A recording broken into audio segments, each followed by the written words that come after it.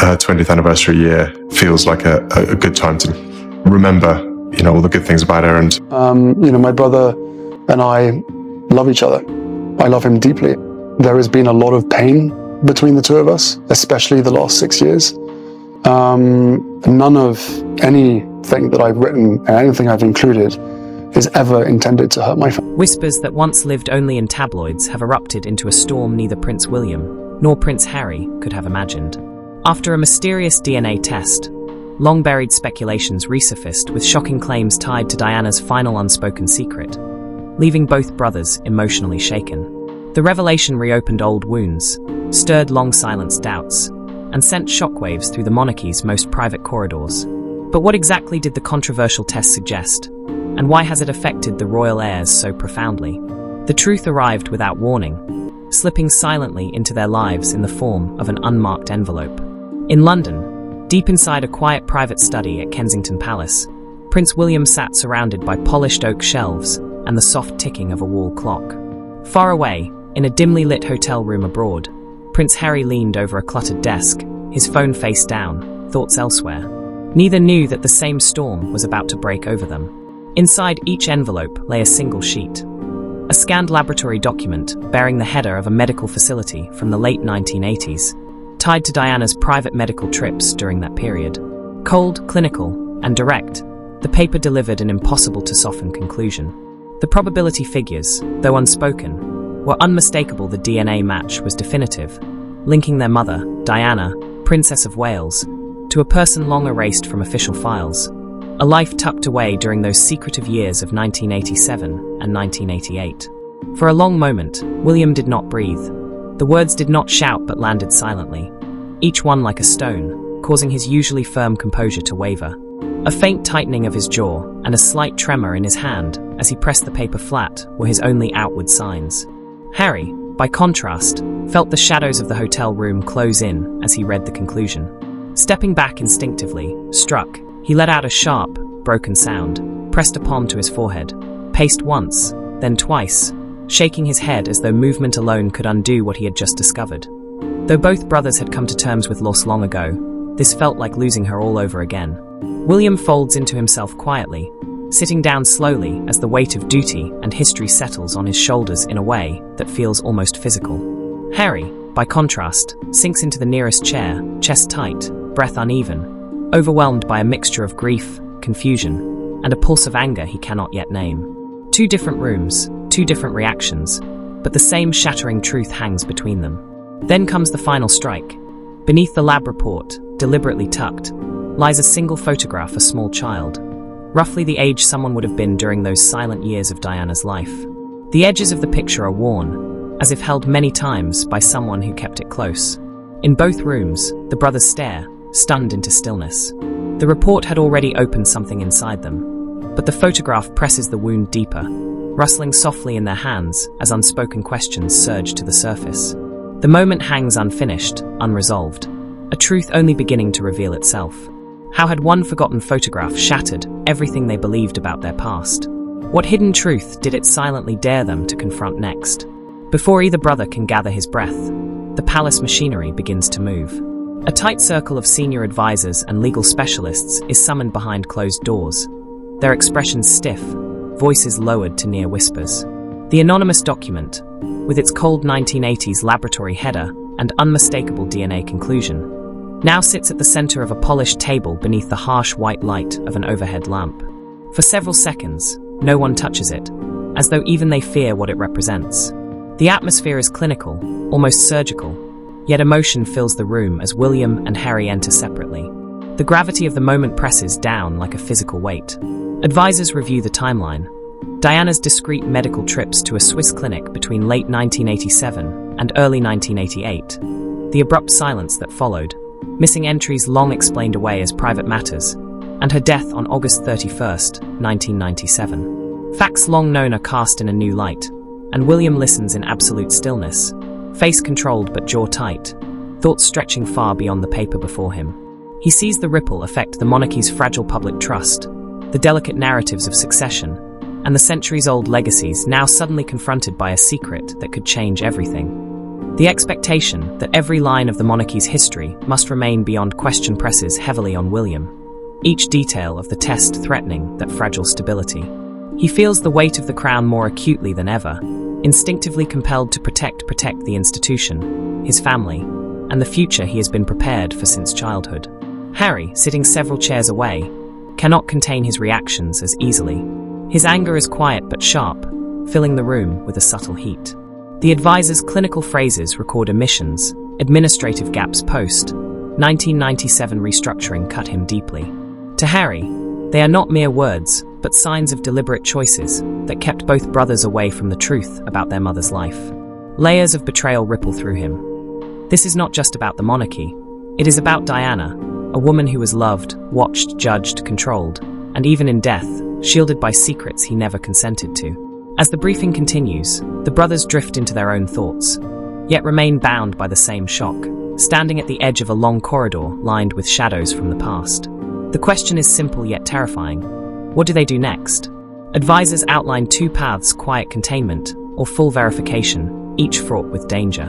Containment would protect the monarchy, but bury a truth tied to their mother. Verification risks public trust, historical records, and the stability of the institution that shaped their lives. William stares at the paper, weighing duty against the ache in his chest. Harry looks up, eyes sharp with resolve, unwilling to let silence bury another piece of Diana's story. In that quiet, heavy moment, the brothers make separate choices rooted in shared pain, but pulled by different forces. Neither knows where their paths will lead, only that the journey has already begun. How could a single hidden envelope push two princes toward choices that might break a crown or rewrite a legacy forever? The room falls silent after the advisors conclude, but the silence does not settle. It presses against William, tightens around Harry, and lingers in the corridors of Kensington Palace like a shadow that has been waiting for years. The truth they now face did not begin with the documents delivered to them. It has always been quietly waiting, poised to change everything. The roots of the morning's shock stretched further back than anyone realized, tracing to a moment Princess and had kept locked away, unsure whether revealing it would heal or destroy. As the weight of the DNA report hung over William and Harry, the story quietly shifted backward to the day the trail first began. Late one afternoon at Kensington Palace, and received an envelope that immediately felt out of place. No return address, no instructions, just a stark cream-colored envelope sealed with deep red wax, not the standard royal insignia, but a plain design suggesting intentional anonymity.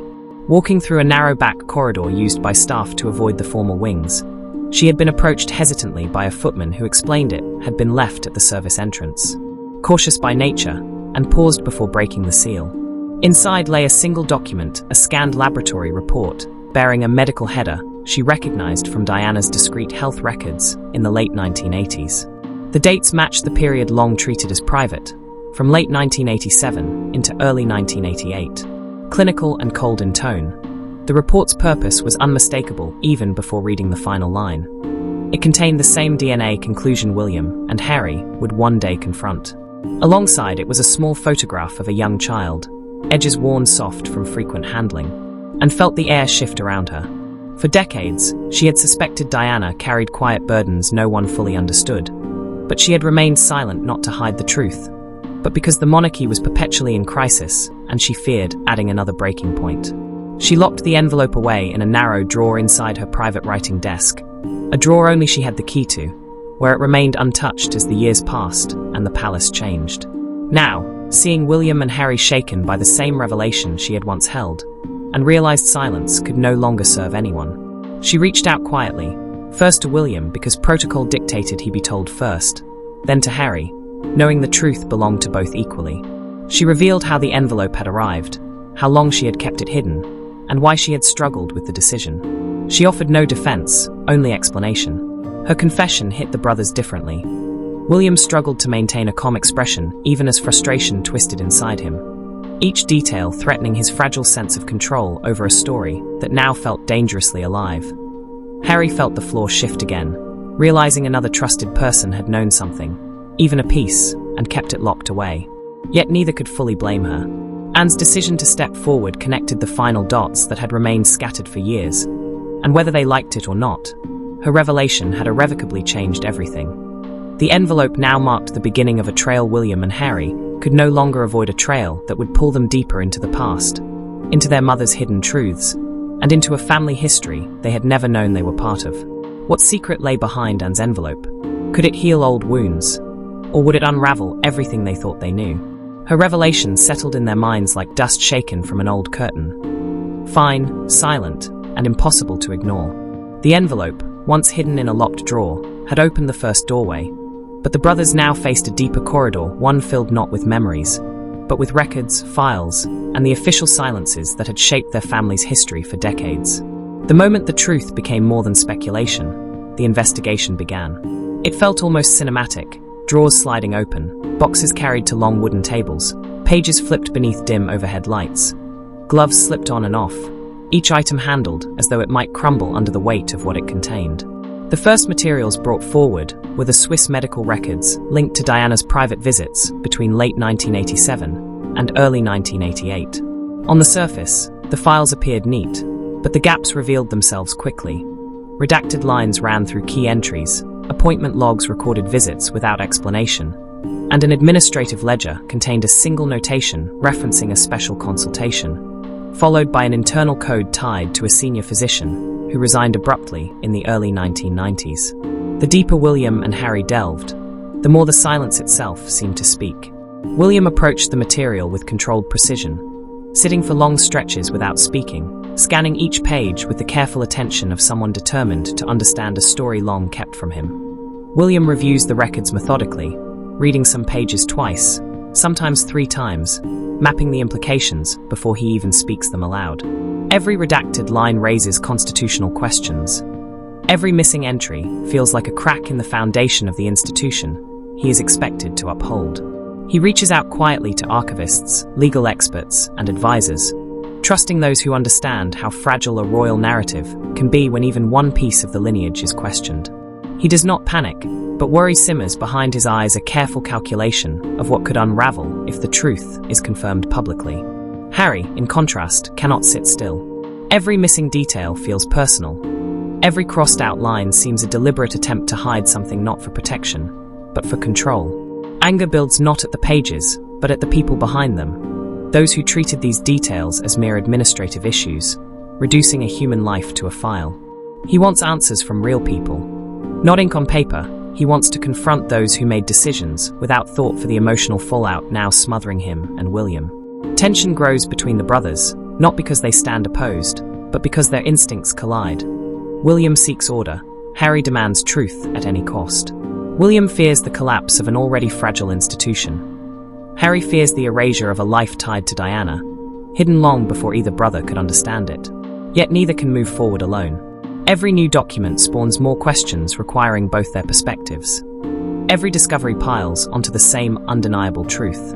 The trail is no longer just paperwork, it leads to the people who stood closest to Diana, those who knew more than they ever admitted, and now must be confronted. What lies behind the doors Diana's closest allies tried to keep shut? How far would William and Harry go to uncover it? As the last page of the Swiss ledger settles on the table, the brothers realize documents alone can no longer speak loudly enough. The truth now resides with the people who lived closest to those decisions, who understood what Diana endured, who occupied the rooms where silence was carefully crafted, and who believed they acted in the Crown's interest. William and Harry know the time for sifting through boxes is over. The next steps demand face-to-face answers. The first meeting is arranged in a discreet room inside one of the older palace wings, far from the press, where secrets and explanations will finally be confronted. Far from the public corridors, the walls carried echoes of earlier decades, the air heavy with the scent of old carpeting and polished wood. Waiting for William and Harry was a former senior palace figure, someone who had wielded enormous influence during the late 1980s and in the years leading to Diana's death in 1997. Age had softened his features, but not the sharpness in his eyes. He sat with hands clasped, as if preparing for a cross-examination he had long feared. With a rehearsed sigh, he began, for decades, the words hanging in the air like a confession ready to fall apart. He explained the decisions made in Diana's final years of marriage, the pressure to minimize scandal, the insistence that anything outside the official narrative be treated as a threat to the monarchy's stability. When he mentioned the greater good, William flinched. The words felt cold and clinical, echoing the redacted lines in the archives. Though William tried to remain composed, this was the first time he heard how discussions about the monarchy's image had overshadowed his mother's emotional reality. He asked quiet, pointed questions, shaped by duty, but driven by growing resentment. The man responded with a mixture of regret and justification, insisting that every choice had been made to protect the institution William now stood on the brink of inheriting. But William could no longer ignore the cost. The institution had been protected, yes, but at the price of a hidden life and a truth that now threatened everything. Harry's reaction was sharper, almost impossible to contain. To him, the explanations were excuses cloaked in formal language. He challenged the man openly, demanding how anyone could claim to protect Diana while burying something so significant, something tied directly to her, and now to both of them. His anger trembled in his voice, raw yet controlled, each answer reopening a wound. The second meeting was no easier.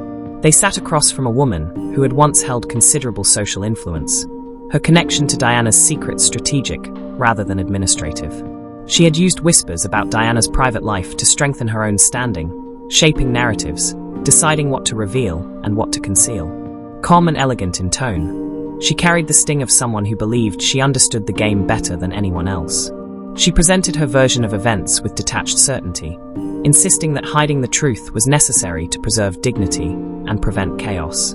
Again, the phrase "greater good" surfaced, spoken with practiced precision. Harry's jaw tightened. William folded his hands in front of him, trying to steady his temper. In that small room, two collapses unfolded. Not physical, but moral. William felt the weight of what this meant for the monarchy's future. Harry felt the weight of what it meant for their mother's humanity. Between confession and justification, the brothers saw clearly. The truth was never lost. It had been chosen, shaped, and locked away, and now it had returned, demanding to be faced. But how had a secret so carefully hidden returned to shatter crowns and hearts alike? The face that mirrored the past finally came into view. After conversations with those who had guarded the truth, William and Harry were shaken in different ways, yet they reached the same conclusion. No explanation, apology, or justification could satisfy what now stood before them. If the documents, reports, and confessions were real, there was only one path left. They had to meet the person whose existence had been hidden for decades. The decision was made quietly, with no press, no advisors, no palace involvement, just the two brothers following a trail their mother once tried to shield from the world. Every arrangement was handled with absolute discretion. The meeting took place abroad, in a country that belonged to neither crown nor memory, chosen for its neutrality, a place where titles dissolved and the weight of monarchy could not intrude. There were no portraits, no guards, no ceremonial quiet. Only a modest room, bare walls, and the unsettling knowledge that whatever happened inside would change all three lives permanently. When the man entered, recognition was instant. Though they had never seen him in real life, something in his eyes, the shape of his mouth, the way he carried himself, carried Diana's imprint. Older than the child in the photograph, once hidden inside a sealed folder, the resemblance was undeniable, landing not as a shock, but as an aching reminder of the woman they lost, and of the part of her life they were never allowed to know. Silence stretched in the room. The man stood calmly, though with a fragility born of living with this truth for years without expecting to see it confirmed. When he finally spoke, his voice steady, he explained that Diana had stayed in contact through intermediaries, sending messages, offering reassurance, and watching his life from a distance. She wanted him protected from royal scrutiny, free from the pressures that consumed her. She had given him a choice, not secrecy as punishment, but privacy as freedom, and he had accepted it. Not out of shame, but because he had built a quiet life of his own. William listened with a tightening chest, acutely aware of the consequences if this truth surfaced. He wondered whether acknowledgement would be justice, or the destruction of a life carefully preserved. Harry felt something different entirely. He saw not a complication, but a brother. Not a scandal, but a loss of family member erased by decisions made in places beyond their control. When they finally sat, the man admitted he did not know what came next, feared exposure, and feared being used, yet his honesty cut deeply. William felt guilt for the institution he must protect. Harry felt grief for the bond they had never had. In the silence that followed, all three understood the same truth. Whatever came next would require more courage than they had imagined. The choice was impossible: protect a hidden life, or expose a royal secret. William sat with his head lowered, hands locked, feeling the weight of responsibility pressing harder than any royal duty he had known. Protecting the institution had been his purpose, but now he saw the cost. An innocent life, the memory of Diana, and the trust between brothers stretched by years of expectation. He sought stability, the prevention of political shockwaves, and the preservation of the monarchy, but the price of silence felt like a bruise forming beneath the skin. Across from him, Harry's resolve took a different shape. He lifted his gaze slowly, exhaustion and conviction in equal measure, seeing a hidden son carrying a story he never asked to bear. Harry sensed the danger of revealing the truth, but also the harm in concealing it. Another life shaped by secrecy, another chapter of Diana's pain repeated in silence. Tension filled the room, not with anger or rivalry, but with something deeper, a divide shaped by duty on one side and principle on the other. When they stood, the air between them felt heavier than before. William moved toward a plan to negotiate legal protections, shielding the man from the world's gaze. Harry stepped toward a different solution, submitting the DNA records to independent verification, ensuring the truth could not be buried or twisted. Two brothers, shaped by the same history, now walked separate paths marked by fear, love, and impossible choices. Neither was wrong. Neither was ready to surrender. And as they moved toward opposite doors, each carrying a version of justice they believed in, the future of their family hung in the fragile space between them, a crown suspended between silence and revelation, between protection and honor, between the past and the truth Diana had fought to protect.